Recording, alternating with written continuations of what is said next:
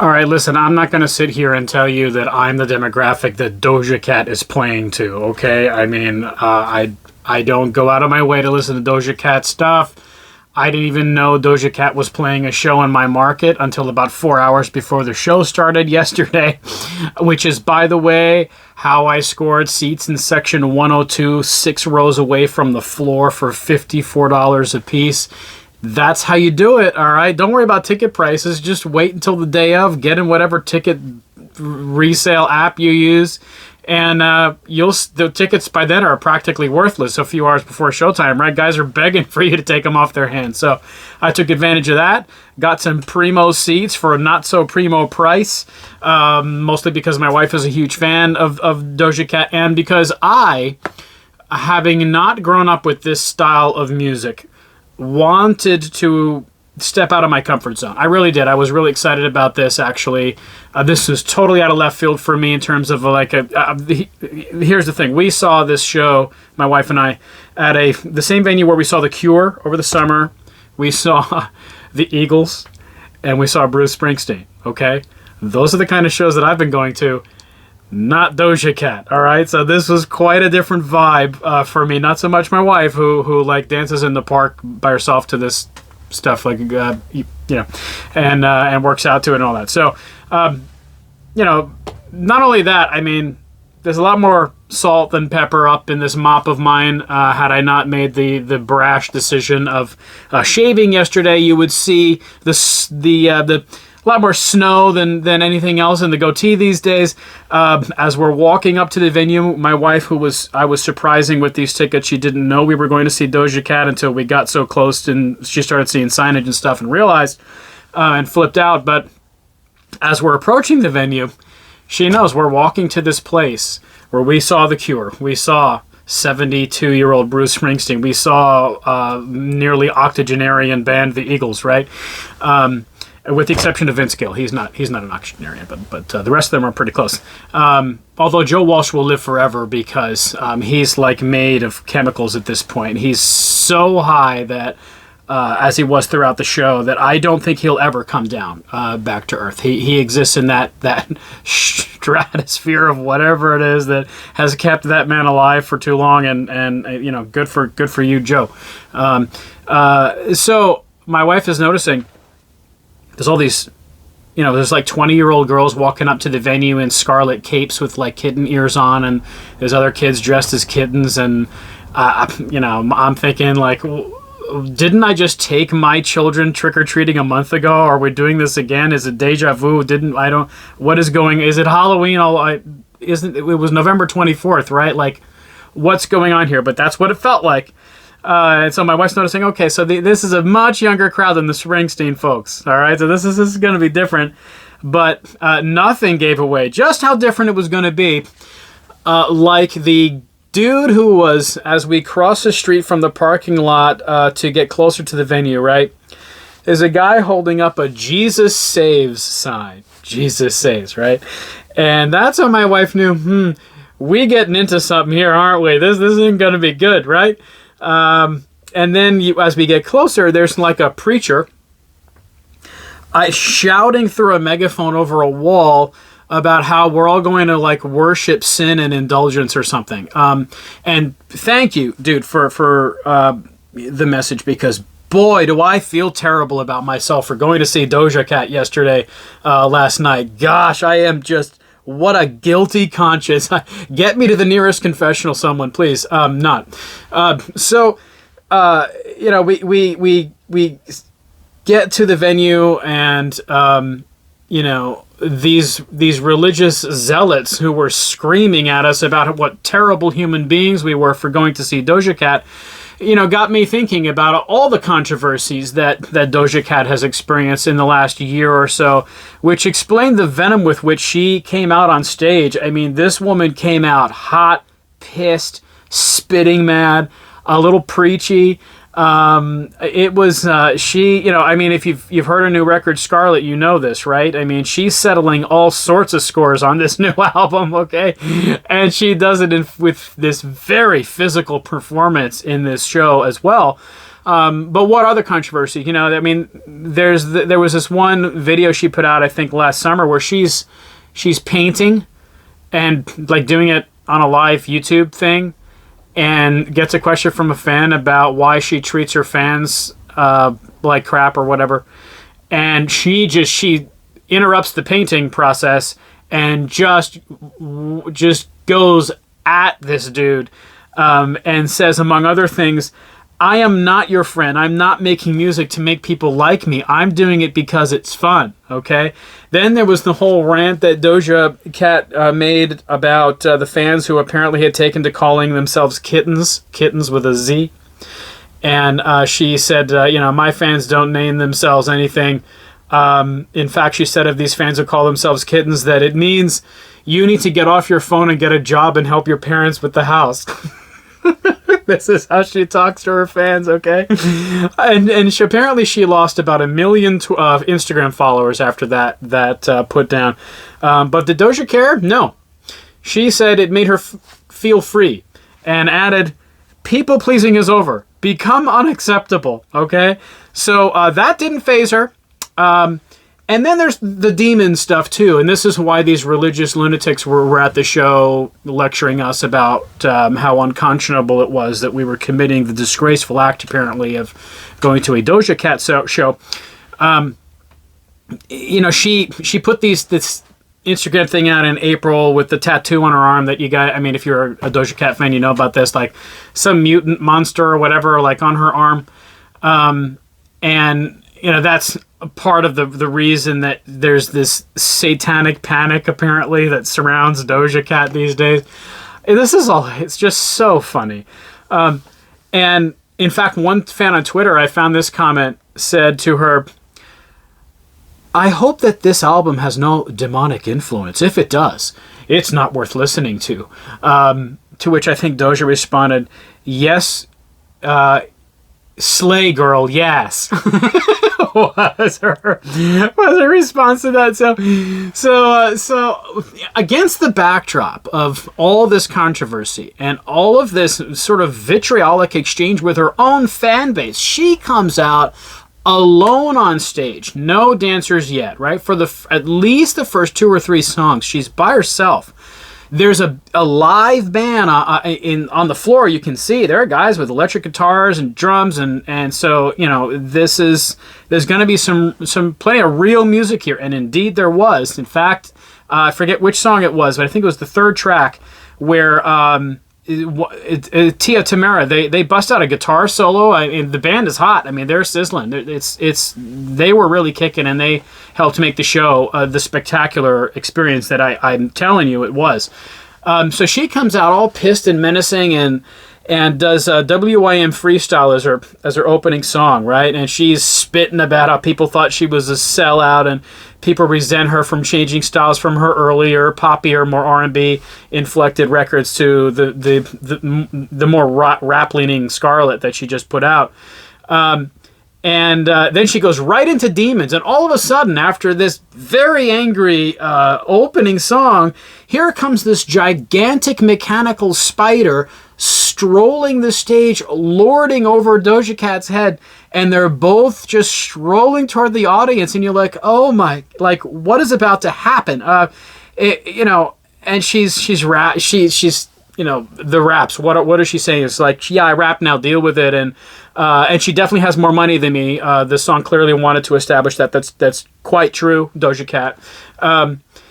But the thing about, I rap now, and sort of defiantly, and making that proclamation in the verses of Demons, is she announced in April that she's done making pop music, and she explained it as follows. She'll make no more pop, she said on Twitter, I believe. I agree with everyone who said the majority of my rap verses are mid and corny. I know they are. I wasn't trying to prove anything. I just enjoy making music, but I'm getting tired of hearing y'all say, I can't, so I will. And in fact, she did, because Scarlet is predominantly a rap record. There are some really nice sort of more R&B type ballads like Agora Hills that I think is a very soft, sexy, wonderful ballad mixed in. But mostly it's kind of gritty, hardcore, angry rap with a message based on largely all of these controversies that have been inflamed in the background of Doja Cat's career in the last year or so. And so at this point, like after Demons, I'm like, is it me? Like, was it something I said, Doja Cat? I'm sorry. What did I do wrong? Because I'm like, I feel attacked at this point, you know? And then Tia Tamara, that's the third song she does, flames start shooting out of the stage. And they're so hot that I, in section 102, yes, close to the floor, but not terribly close to the stage. I'm like halfway between the stage and the very back of the arena. I can feel the heat of these flames from there, and Doja Cat looks like she's standing inside them as she raps, and she's gesticulating toward the crowd and doing this aggressive, menacing, threatening dance with she's got really strong legs, and the way she uses her legs throughout the performance makes that clear, and she uses them to communicate the vibe and the emotion and the vigor and the vitriol of these raps, and does it brilliantly. It's so engaging. She just nails you to your seat from the moment she comes out, and the crowd was eating this up, absolutely roaring for Doja Cat.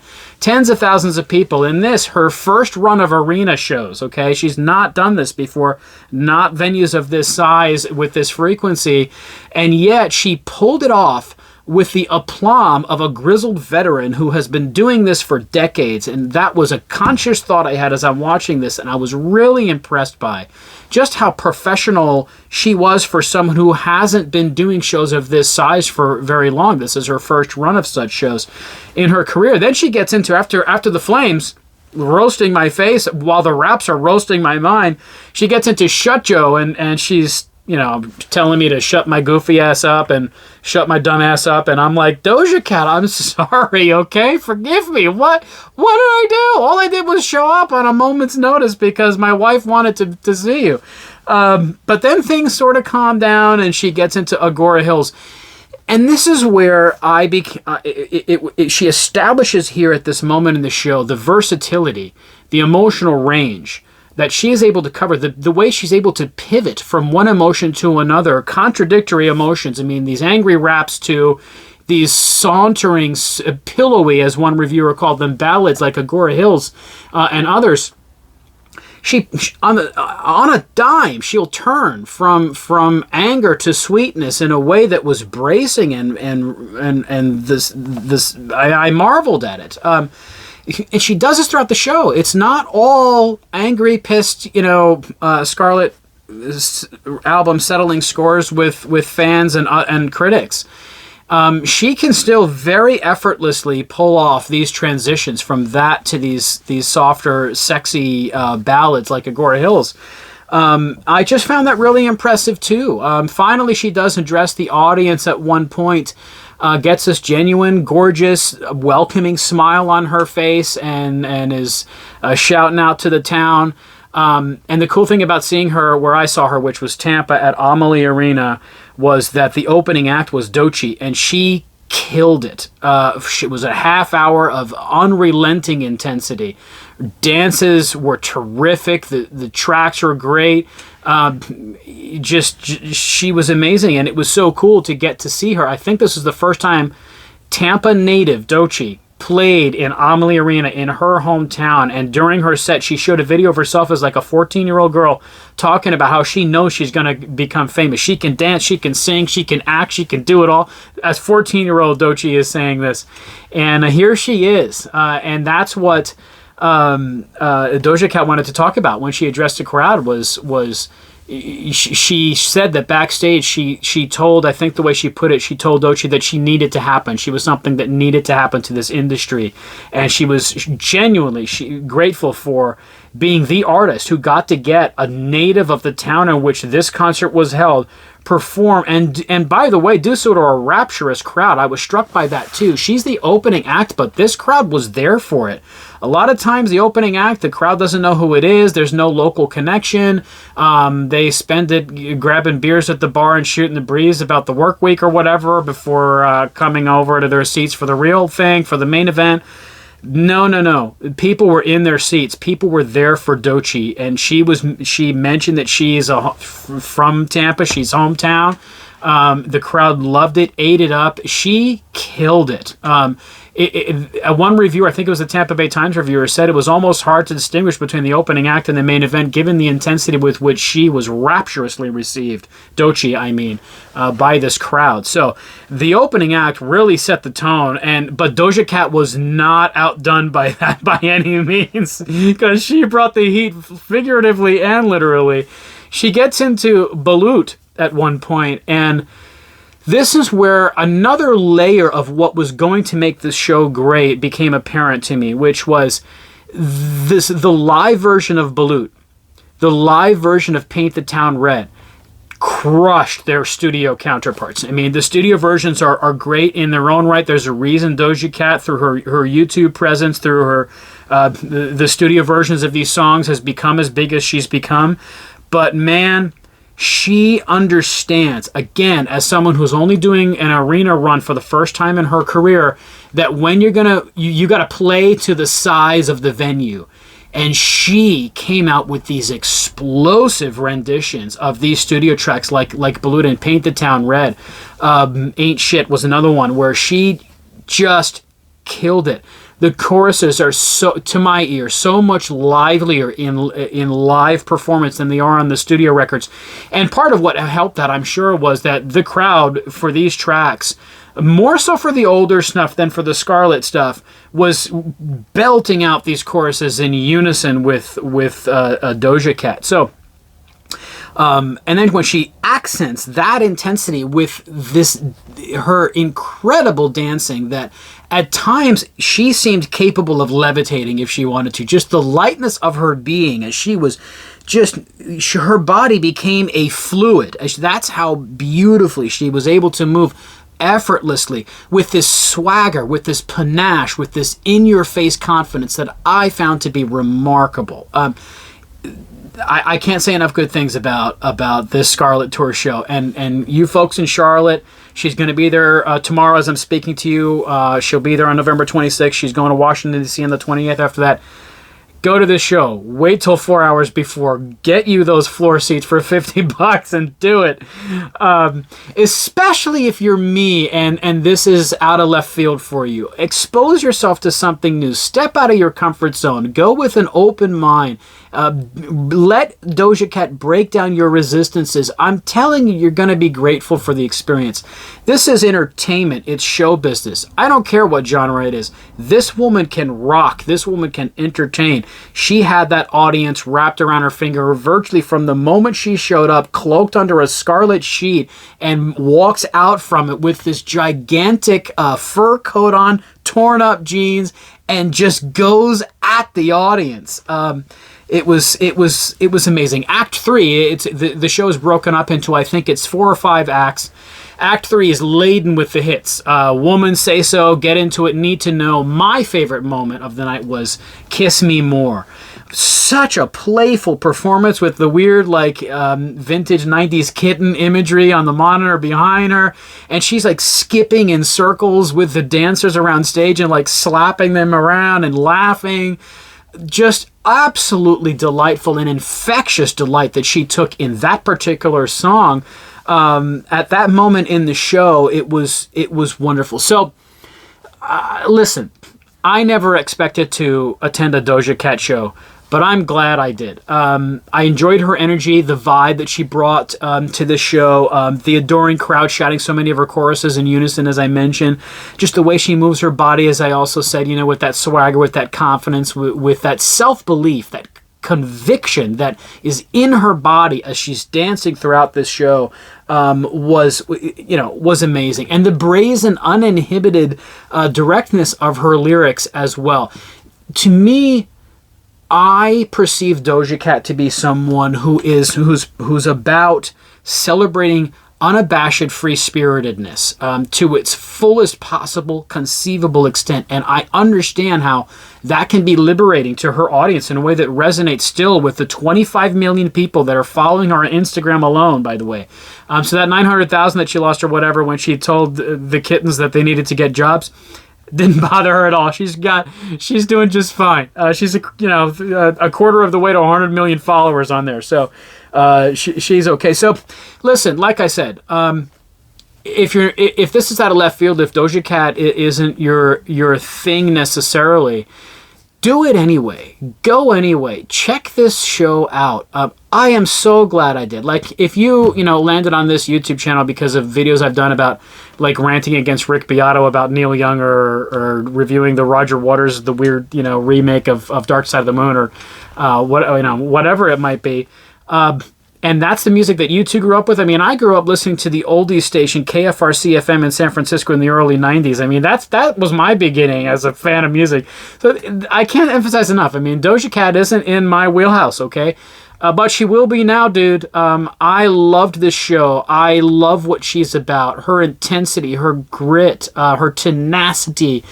It's such a memorable show. I will be thinking about this show for a long time. Yes, I went there just because mostly my wife is a huge fan, but I'm a huge fan as well now, and I will be for the foreseeable future. So, if you're a Doja Cat fan, you got no excuse. I just explained to you how you score any seat basically cheap. Just wait till the day of, and you're not going to regret it.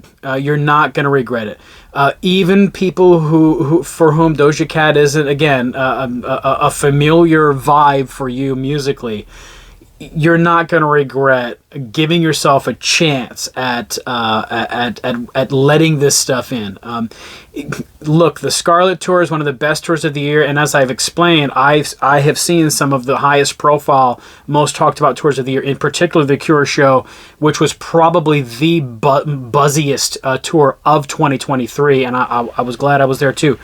But Doja Cat, at this very fascinating moment in her career, with all the context of controversy and of flaring in the background, this is the moment to see her. Don't miss your chance. Take it from me, a guy who didn't come up a Doja Cat fan or anything like that.